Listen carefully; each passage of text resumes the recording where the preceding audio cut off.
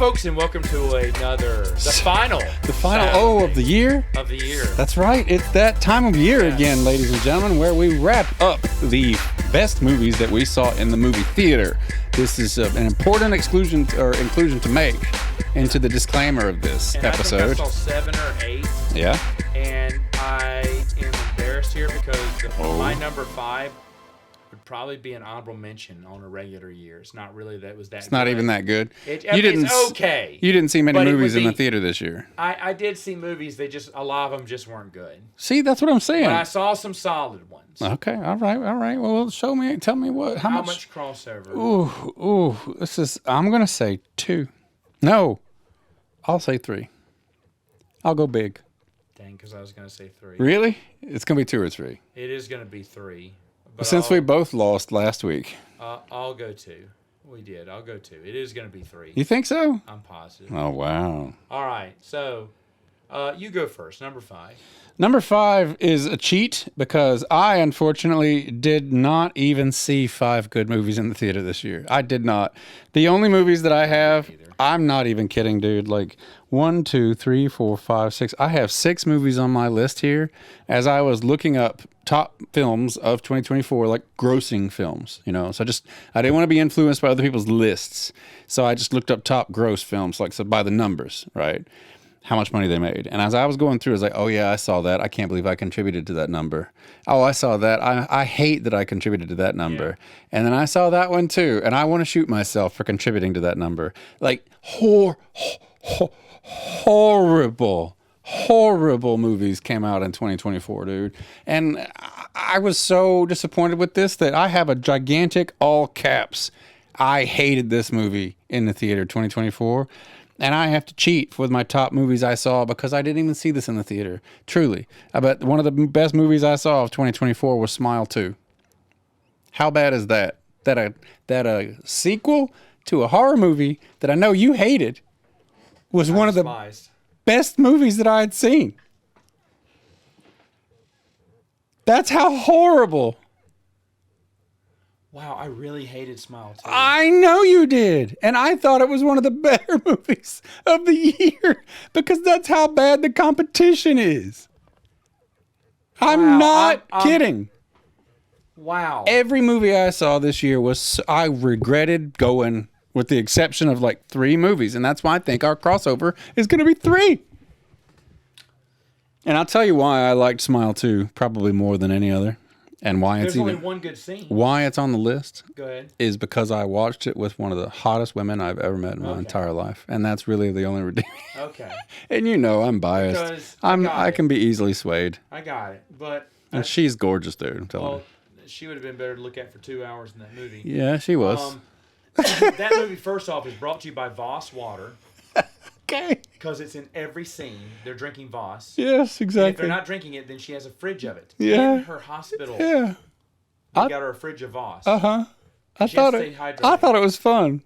And the only one good scene was when the dance crew is walking down the hallway the Cirque du Soleil stuff that they're doing, yeah.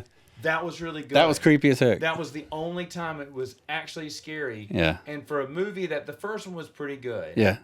That the second one it misses the mark. Yep. On so many levels. Yep. And it's just a continuation. It doesn't even resolve any kind of the story. It just keeps on going. And I don't even know it's a twist within a twist which I know.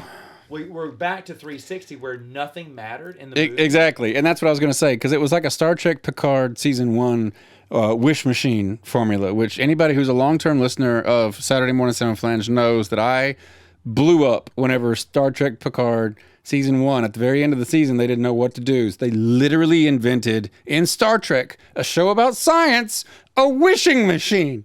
And I lost my shit. Collective shit was lost. The writers couldn't think of anything else. Wish machine in Star Trek. Wish themselves if you believe in it hard enough, you can get it to happen. Are you kidding me? The blasphemy of that. Or maybe it would have been better if Riker just woke up and said, "I had this weird dream." It would have been way better if Riker had a weird ass dream. But no, they made That's basically, I guess, what this is. They made a wish All a machine. dream. I don't know. So, but in Smile 2, yes, you realize at the very end of the film that about 2/3 of the movie was just a hallucination, and so none of it mattered. And you're like, and so it canceled everything out that happened, and it didn't make any sense.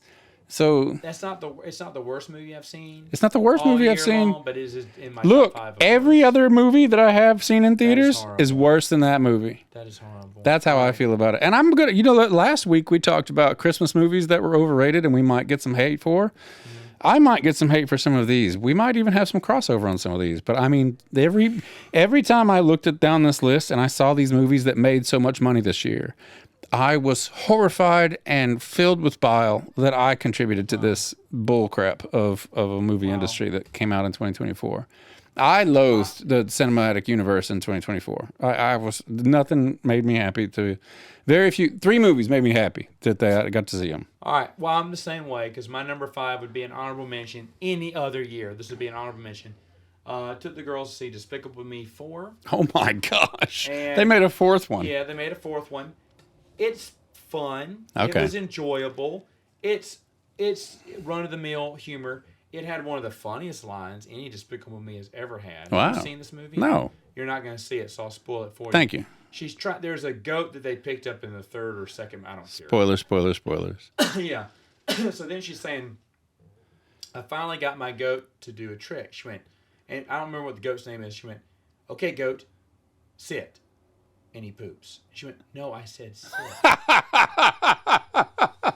I lost my sit at that joke. I laughed for 2 solid minutes. I could not stop laughing at that joke. You couldn't expect that in Despicable Me. It was at the very beginning. I mean, like a roller coaster ride at the very. It peaked at the very beginning. It peaked at the very beginning. Yeah. And then was a fun little joyride all the way through. So they put that at the beginning to say, can we get this past the censors? Is this okay for a kids movie? Let's just swing for the fences. Yeah, swing for the fences now. For the rest of the movie. But man, it was worth it. It was worth it. That was hilarious. I did not see that one coming. It caught me off because I didn't get the joke at first, and I had to repeat it to myself to get the. Yeah. I get it, French class, and I giggled for like 2 minutes in the theater. I just could not get over how funny that was, and there were some fun moments. And it was not boring. I'm shocked that they keep a series relevant after 4. Yeah. You know, that's really good for them. Yeah. Like Toy Story couldn't do that. I'll be honest, like Puss in Boots: The Last Wish. Oh yeah. Amazing. No way. It's the best thing Shrek universe. Oh wow, that's impressive. I was blown away. I enjoyed the first Puss in Boots. I haven't seen anything since. It's unbelievably good. Wow. I remember turning to Megan going, I did not think this would be this good. This is Antonio Banderas? Yes. Wow. Yes, and it's a smart movie. Cool. Is it on the list? Movie. Honorable mention? No, I saw this last year. Okay. I think whenever it came out. But I remember turning to Megan going, this is incredibly good. Huh. And Despicable Me 4, it doesn't beat the what's come before it. But I feel like but with the garbage that came out this year. It all upholds it. You know how Toy Story 2 and 3, 3 is just brilliant. Epic. And they should have stopped at 3. Should have stopped at 3. But they made 2 DVD movies. Yeah. And I'll be honest, Toys That Time Forgot is fantastic. They're going to keep making them, you know. Well, be honest, they should stop. They won't. There's a Rex in the bathtub with bath toys short that's just bonkers good about your favorite bath toys. That's cool. Want to be played. That's nice. And then one of them, Towers of Terror, Toys of Terror. Sure. That's with the old McDonald's toys. Hey, cute. I remember cute, those. The fast food toys. Yeah. So I like the niches. But Toys That Time Forgot was about video games taking over What? kids' imaginations. And that should have been the movie thing for 4. And 4 is seeing how much of a porta potty we can take a dump in. How much of a tearjerker can we make this? And no one call us out. Yeah. It was such garbage. Yeah. It was way over long. It was like 3 hours long. It was just too much. I was shocked at how Toy Story 4 was so... Because every time Toy Story 2 came out, I said it won't be good as the first one. It was better. Sure enough. Toy Story 3, I went, oh, please. No way. It's been so long. It won't... Oh, wow, this is the best one. Yeah. Then stop. Okay, let's go back to our list. We're supposed to be talking about good things. All right, let's talk Good about things, Mikey. Good things. Good things, number 4. Number 4 for me, honestly, I don't even have a top 5. I have 2 movies I need to watch, which I'm combining as my number 4. I love this. I know, right? Which is I need to watch The Fall Guy with Ryan Gosling, right? Yeah. And I need to watch Godzilla X Kong, like, because I love Godzilla movies, you know. Did you see Godzilla -1? I hated Godzilla -1. Yeah, it's on the list. Hated it. Terrible. Boring. Nothing I haven't seen before. Dude, it's got moments, and I'm going to get hate for that too, because I know huge Godzilla fans. I think it's the best Godzilla movie ever made. You're full of crap. Yeah. Are you serious? Yeah. Okay, I get it. It is the best Godzilla movie that sticks close It to looks so real. It sticks close to the OG story. You know, it is the OG storyline. For the second time ever, I cared about the humans. Did you? I did. Yeah. No, I didn't at all. And that scene where he's powering up and his eyes are glowing. It's great. Super Saiyan. It's great. So cool. It's great to see. Jaws in the water. That was fun. I agree. It has good moments, and it did look fairly real. Him destroying the city. It was good, but it's nothing I haven't seen before. Okay. It was just a better version of a movie I've already seen. That's all I'm saying. Okay. Because have you watched the old OG stuff? Yeah. So I've seen that exact same film again and again and again, and I'm so tired of it that I don't care how good it looked. I'm just sick to death of the original story. All right. So at this point, I'm much more interested in watching Godzilla fight things, you know, because I've seen it. Now, if somebody had never seen any of the Godzilla movies before, ever, then I would recommend Godzilla -1 as an introduction. Okay. Go for it. You know, enjoy it. But no, I will never watch that movie again. I was so bored. Okay. And I perked up when Godzilla came on the screen, you know, but did not give 2 craps about any of the characters, nothing. All right. Well, sorry. I mean, here I am now. No. Look, it's your opinion. That's fair. But no. And to be honest, that's fair. I'm dipping into hatred over I'm dipping into 2024 anger now again. Like we both. You were going on about Toy Story 4. I'm on Godzilla -1. We have been saying things. Okay. This was a bad year for film. Number 4. You remind me of the Babe. What Babe? The Babe with the power. What power? The power of voodoo. Hoodoo? You do. Do what? Remind me of the Babe. I can't believe we did not prep that. I got to see it. No, just so anybody who's never listened to Saturday Morning Samoflange before, the only thing that we do is agree on the topic. We do not discuss the content of the podcast until the living and the airing of the taping, so it is fresh. And we just nailed that song. Got to see Labyrinth in theaters. Labyrinth in theaters. The Owl King and his crotch. The Goblin King. The Goblin King and his crotch are some of my favorite. Codpiece. Yeah, David Bowie's Codpiece deserves his own movie. It's just amazing. Yeah. I've seen Labyrinth in the theater probably 4 times now. It's great. It's just fun. It's got great music. Oh yeah, some of the best. It's got heart. I don't know, just character. I mean, it's just lovable. It is. It's lovable. It's real. It is. It's just so lovable, and some of those scenes are just so good. The goblin in the big ironclad, the golem. Yeah, the golem at the end. You got the extended cut in the theater. It's so. You know that's not in the original movie. Oh, is it? Not in the original cut of the movie. I haven't seen the Iron Golem in the original movie was cut out. That was you got the original. You got the extended cut. Because that is such a brilliant scene. Yeah. When they're storming the castle gates. It's so wonderful. Yeah. It's so wonderful. But yeah, that was. I saw that with Wes. His girlfriend. In theaters. I was like, I cannot miss this. Dude, it's terrific. I got to see it in Oregon when I was there, and with Carrie, we saw it in the movie theater there, and then it's just a wonderful experience. We also got to go to Fairy Worlds. I might have told this story before, but Brian Froud, who was the creature director for Labyrinth, I got to meet him, and he signed our special edition copy of DVD of Labyrinth that we had, and he opened up the cover and he drew a little. He just free drew. An image of the guys who take their heads off. Yes. And he just threw it around, you know, and he was really quiet, humble British guy, really low, soft-spoken. And his son, Toby, is the baby in the movie. Yeah, that's what you said. Because they changed the movie. They changed the baby's name to Toby so he would look at the camera. Right. And now Toby is a puppeteer, just like his daddy is. That's awesome. Yeah, I got to meet Toby as well. He's a wild dude. He's fun. Yeah. That's crazy. So I love Labyrinth. I absolutely love it. I'm so glad you got to see it in the theater. It's cherishable. It's cherishable. Yeah. Totally. Okay. Great pick. I love that. Number 3. Number 3 for me is Dune Part 2. And is that on your list? No, it is not. So we will not have 3 crossover then. We'll not have 3 crossover. No, we will not. So Dune, I put on my list not necessarily because I thought it was a terrific film or terrific story or whatever. It's still a continuation. I don't like trilogy movies anymore.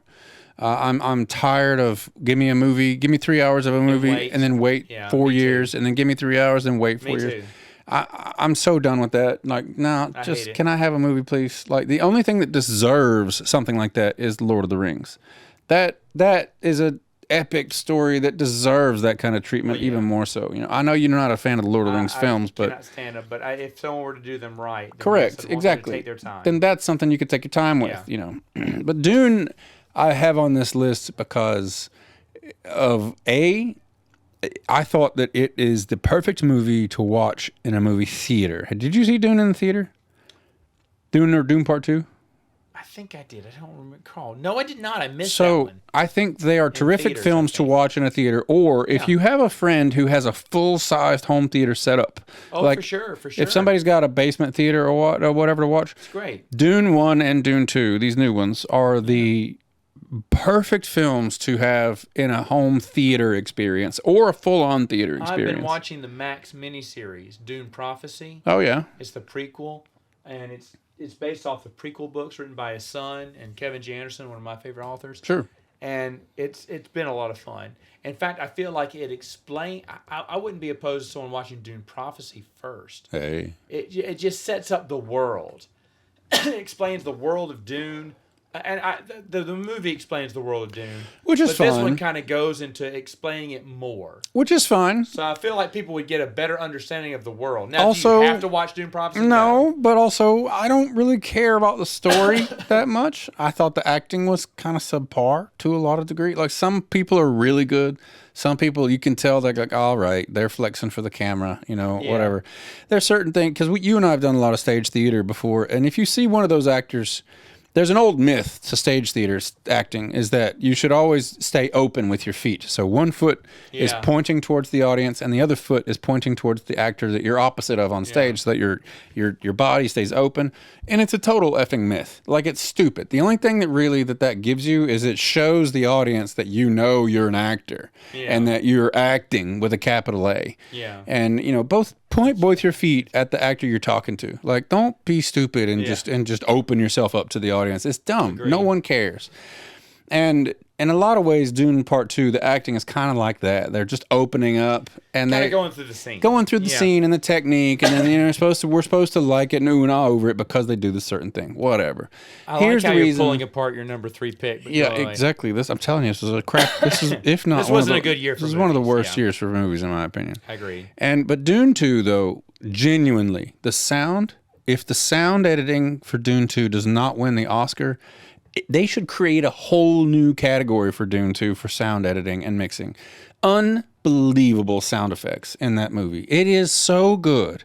Because, first of all, the plot line is based on sound, right? You've got the thumpers that call the sandworms, right? And that's the premise of the movie. This movie is a masterclass in sound effects and editing. It's unbelievable. Anybody who takes home the Oscar for this film should be paid top dollar in sound editing for the rest of their life. Wow. It is unreal. Like, if I were to make a movie in a dream team of whoever I wanted, everybody who worked in the sound department for Dune, and they would be the absolute undisputed heavyweight champions of the world. Nice. Incredible. And I cannot remember, this is the reason it's on my list. I cannot remember the last time, if ever, I have seen a film and thought to myself, the sound was the best character in that movie.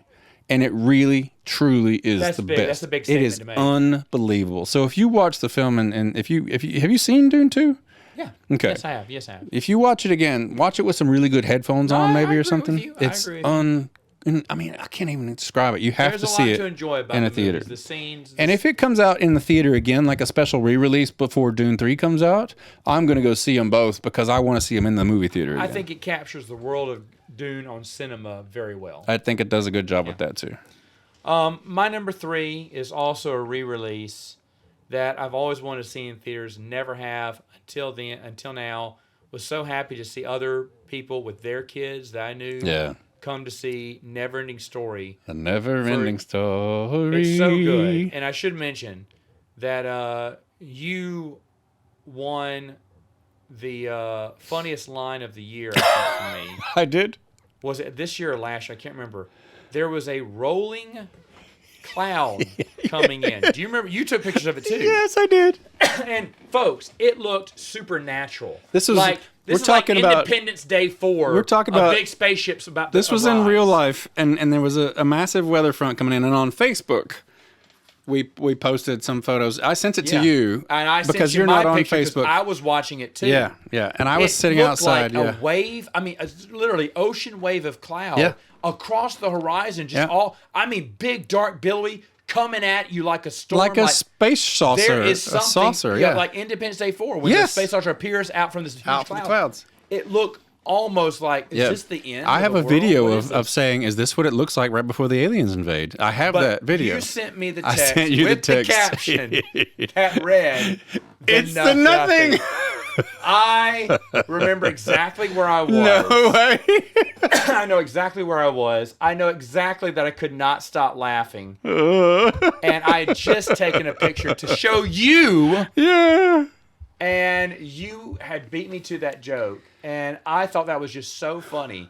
But watching Neverending Story. Atreyu. Boy, it is great. Yep.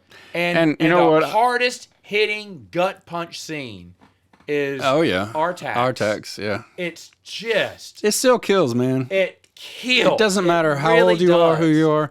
I should ask that 28-year-old, 27-year-old who didn't like Christmas Story from last week's Saturday morning Samoflange if she has ever seen The Neverending Story, because that's a movie that's old enough that she may not have ever seen it before, and it would kill no matter what. It's a fairy tale. Doesn't matter what generation you are. Epic proportions. Yeah. You know what? As a kid who read books, you did live in those books. You did share the adventure of those fans. And it just brought that out in a cinematic fashion that no one else has. We will have 3 crossover, because I forgot I had seen this, to be honest with you. So this would be one you'd put in? This would be my number 3. All right, so bump everything else down. There you go. I bumped everything else down, and I just wrote in the Neverending Story, because I forgot that we had seen this in the theater finally. And I never seen it before in theaters. I had neither, no. So this was like a big lifetime achievement award for me. Like I felt like I found a gold star or something, and found a secret level, but I was very pleased I've never. It's crazy though to see. It's re-emphasizing my point. The top 5 films you saw in 2024 were made over 30 years ago. Yeah, 2 of them at least. At least. Okay, so we're back on one crossover. Here we go. Back number on 2. one crossover. Number 2 has to be Deadpool and Wolverine. All right. Yes, you're has right. to be. It is. And it's your number 2 as well. It is actually going to be my number 1. Is it and really? I'll explain why later. All right, that's fine. That's fine. It is my number 1. Oh, I know why it is. You're right. I did watch it twice in theaters, which I have never. Yeah, it's been a long time. Since I was in high school. Yep. I regret not having the chance or going back to see it again in theater. Because I remember thinking, I got to come back and watch this again. Yep. And I don't watch movies twice in theaters Not in the movie anymore. theater. And it brought me back.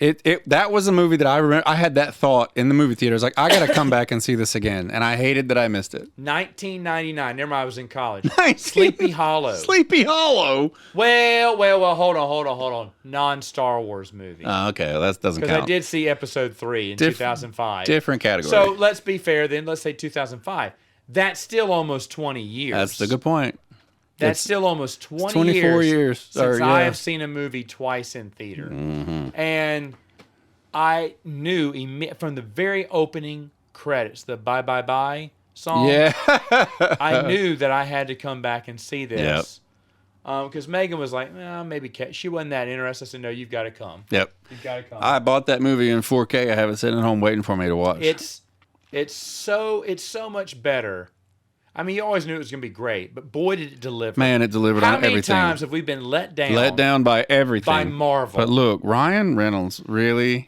He did not let anyone down. He didn't let anybody down. He brought it all up, and it was terrific. But there's rumors that because that movie was so good and did so well, that Gambit's going to get his own movie now, finally. Gambit may get his own movie. Blade is back in talks. Blade is back, and he's the only Blade. And he was written out of the first script. That's crazy. So, I mean, yeah. but There's only one blade. These studios only know money. They don't know what makes a successful movie, but they see money. Ryan Reynolds is the only person who seems to know how to bend their ear the right way. But Hugh Jackman and Ryan Reynolds, they're best friends. You can tell that buddy chemistry works. Chemistry works. There's a reason that Jerry Lee Lewis and Dean Martin packed houses for years. Chemistry. They had a chemistry. Right. These guys are a cinematic duo that should get together on more films because it was so perfectly done. It was perfect. It was so perfectly done. What did you notice the second time you saw it that was different or better?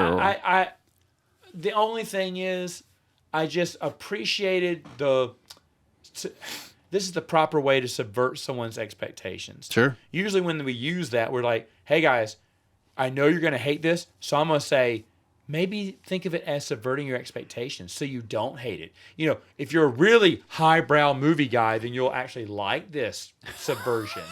That's what the director's usually saying because they know people are going to hate it. Yeah. It's the Emperor's New Clothes when they say that. Yeah, right.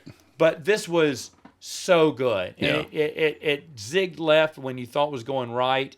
And it just pulled on you for the whole time, and you had a fun time. Yeah, and you had a fun time. You loved it. Yeah, and the twists happened, and you're like, okay, I like that. It's the guy with the dinner jokes that are on you, but everyone's laughing, and you know it's on funny. Good It's jest. still going. Yeah, and you're still laughing with it. It's good. You're still laughing, and it's just fun. I'll say my favorite moment, I think, from that movie was when Wolverine, spoiler alert, pulls down his hat, at the end. He's got his mask on finally. Yeah. And I started clapping, and I started the applause in the theater. Like, I was like, yes, that's good. And everybody else in the movie, yes, it is good. Yeah, and he said, and there were several moments of genuine applause in the theater, and that doesn't happen. Like, it's just so much fun, and you have to release the joy somehow. Yeah. And it was just several moments of that, and it was really terrific. Joy of theater. But we're going to I think Spider-Man No Way Home might have had that last year, with the clapping and the spontaneous bursts. That was a really solid film. That was a fun moment, and I think that this captured that too. Now, for the Grinch, let's talk about our number one. One of the things that is my number two. Your number two. But the thing is, though, because I saw you happened to see it last year for a movie to bring me back into theaters, I had to give it the number one nod. Yeah. I understand. In almost 20 years. I understand. So the Grinch, obviously, right there at number two. Yep. But the one thing that was just so heartwarming about it was that everyone applauded. We didn't start the applause. We didn't start the applause. Everyone applauded at the end, and it's something you don't hear So anymore. The Grinch Stole Christmas with Jim Carrey. Finally, we got to see it together in the movie theater. I was in Australia I was in Australia last year when Matt saw it himself, but we finally got to see it together. We both watched this movie in the theater in the year 2000, and therefore we know we have seen it at least 24 times now because we have watched it every single Christmas since it came out. There's been Christmases you come over to my house to watch it. There's been Christmas I came over when you and Cam were roommates. Yeah. That I watched at your. I remember those moments. Yes, exactly. And I never missed a year. Because that was the part we started getting super tickled at his laugh. We finally got the joke about the outrageous laughter that kept going on and on and on. It was so good. But there's always something I've appreciated. Yeah. Each time. Yeah. And you got to see the Dad in the Congo line. The Dad in the Congo line, the details. Seeing it on the big screen, you see details. Oh, dadgummit, did you see the leg on the tripod? I did see the leg, yes. Lots of details. I never saw that before. So, but I don't want to let go of the clapping at the end. So we did not start the clapping. No. But other people, what was it? What was the moment when it was the very end of the movie? While they're backing away from the snowflake. While the camera's it was backing pulling away. back and showing that it was all taking place. And some random people started clapping, and then they did, and then I was like, yeah, absolutely. Yeah, everyone started clapping. And we all started to clap. Back in the day, that's what you did. Any movie you saw, you clapped at the end. People don't do that now. No. But people did, and that was heartwarming. It was beautiful. Another thing, the thing that Kim and I saw, because I got sit by Kim, because I turned to Kim when it happened, I said, did you see that? She went, yeah, the mouse. The mouse has a purple mohawk. What? Oh, yeah. Not even a crumb, not too small for not a a crumb, yeah. He's got a mohawk on, yeah. I didn't know that. Yeah. I didn't even notice that last year when I saw on the big screen. That's great. And I was like, so we even have to have Who mice, which is funny. And I found out the reason why Cindy Lou Who is the only Who without makeup. And they wrote that line in. Because she hasn't even grown into her nose yet. That was a line they had to write in. I didn't know that they wrote that in. She was allergic to the latex? Movie Actors Guild She was too young For the costuming to work? for makeup. She could not wear Because she could prosthetics only work 4 by hours a law, day. By whatever law, she could not put on heavy wow. prosthetics. That many prosthetics or whatever. Yeah. So they couldn't give her a nose legally. No kidding. So they had So they to work wrote it that around she and hasn't gave her grown a into it script. yet. Yep. Wow. A stupid little, not to be taken seriously girl Now- who hasn't even grown into her nose yet. All right, let's do this without talking about Jim Carrey. Yeah, we have. Jeffrey Tambor, the mayor, is just He's terrific. he's a 10. He's a brilliant antagonist. I noticed that too. I was a watching 10. his delivery, the way he did his lines. A lot of his lines are very cheesily written, but he delivers them with gravitas. But look at and everyone. vigor. Look at everyone just delivering. They're so good. The dad is Cindy Lou Who. that is your 80s dad, sitcom dad that everyone loves and everyone wants to be their he dad. is. Yes, he is. It is. And the Vavavoom woman, Christine Baranski. yeah, is just perfect. Hi. Hi. Yeah. And perfect for the wife. Oh, terrific. Perfect thing. Molly And Shannon. everything is just every Casting all the is pieces top-notch. fit. All the pieces By fit the way, together. Right. found this out later. Uh-oh. Ron Howard was in the film, and we saw him on the big screen. He is a Who cheering on the Grinch during Whovelation. No way. Ron Howard dresses Who. His dad is the whiskey long beard Who. What? That's my good stuff. There's another scene where Bryce Dallas Howard, yeah. is clapping as a No Who. way. She's the Who with red hair. How about that? And then they'll bang on two tumblers. They'll wail on two Yeah. tumblers. That's his son. At the very beginning. One of his sons is Wow. wailing on two tumblers, or whatever it's called. But all of his family That's dressed terrific. up as Who's, and he put them. And his oldest son is go ahead, knock. I dare you. If it's, and he's like, oh, okay. Yeah, yeah. He's one of the kids. Stu or Drew? Stu and Drew. Yeah, Yeah. that's one of his kids. Wow. But he put his whole family in it, and of course his brother. So, I is mean, in it, but- who doesn't tell me that Hollywood is incestuous? You know, like, come But on. just like I finally found Steven Spielberg in Gremlins. He was Really? credited as the wheelchair guy. We couldn't find out who that was. Oh, And we interesting. finally found and wheelchair He guy? didn't even try to hide it. It is Steven Spielberg Wow. having fun in a little wheelchair go-kart. And it's like he's goofing off during the scene. It's like surreal. And then the other thing about I'm sorry to go off on Gremlins here real quick. There's an excellent joke What are we talking about? of the time machine from H.G. Wells's old movie from the 60s, The Time Machine. Yeah. There's a replica time machine in the background where the dad's calling the son, sorry, I'm not going to be home in time. No And then way. it goes to the son, goes, Dad, you got to get back here. And then it cuts back to the dad who's saying, son, I can't. But now in the background is nothing but smoke and a burn mark on the floor. What? The time machine from H.G. Wells' Time Machine No has way. traveled back in time. It's an inside joke going on in the background. No way. I didn't know about this. It's so smart. I've seen this movie 24 times. It is so smart. And you just now telling me this? I'm sorry, it's so smart. Man. No, miss that. All right, I'm but going to have to anyway- watch it again anyway. next year. Anyway, we're going back to the Grinch. But the Grinch, just the supporting cast, there is not a weak link. There is not a single person. And a lot of those Who's, you see the same Who's, the candy cane twin Who's, Yeah. the whiskey drinking Who. He Yeah. has one moment to shine, but he's in a lot of other scenes He too. is. He's in a lot of other scenes. It is the same extras every day in the same makeup playing the same character. Yeah, because it's just a tiny little town. And I asked Kim, Yeah. like at the beginning, when he's delivering all the mail and stuff, the dad's delivering the mail. I turned to Kim and I said, why do they need a mail? Like, are they sending mail across town? They're sending a heck of a rush, but literally, it's just how big is this town? It's Same like day. It's one snowflake big. Come Yeah. on, like Yes. why are they even taking it to the post office when it's just down the road? It's just great. It's just down the snowflake here. The other thing. So I guess everything- nobody wants to haul up everything all the way they up to Mount they Comfort. throw away, the Grinch gets. Yeah, Even when it's a sheer bathrobe. sheer bathrobes. I just noticed that. I was like, wait a minute. Isn't that the greatest? Some Who's getting frisky with the whiskey so there. Good. There's lots of frisky with the whiskey jokes in the Grinch. There for is sure. a lot, but God Bless America. That is a classic, Finally, after 24 years, I finally got to see it in the movie theater again, and it's worth it. and it was worth it. worth it. Absolutely. There's so many details that you just can't quite catch that you need a movie theater to do. And I was so happy to see it with you finally. Every And year I want them to. you're bring the it only back other to person theater. I know who adores this movie as much as I do. And It's my favorite. It's so terrific. Every year I always watch it. One year I remember after it was 2010, Christmas Day. Yeah. And my sister goes, "Well, Matt, did you watch The Grants?" I went, "No, it was 2011." I said, "Well," I said, "to be honest, Charity, I've watched it 10 years straight.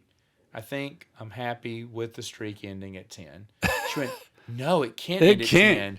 And we popped it in and watched it Christmas And Day. there was number 11. And when I saw it again, and she was laughing, we were all laughing, I was like, she's right. She's right. I should always watch Thanks, this Charity. film. Appreciate it. Because I felt like after 10 long years, but no, now We're 24. strong, We're going and for us. There's no quitting. Yeah, we're no going for the quitting. quarter century mark now. There's no quitting. Folks, what is the top 5 movies Top 5 movies you've seen in you've theaters seen? this year. Let us know. Really quickly though, I want to throw out I'm sorry. Do the top desirable. 5 trash movies, and I wrote everything in this list. I want you to look at it first before I say it. Right here, all caps, was garbage. I took the time making this list to write out in all caps was garbage because I couldn't just write the title of the movie. I needed to say to the end of it was garbage. Are you ready? Do you want to do another episode about this on Saturday? Morning. Samoflange?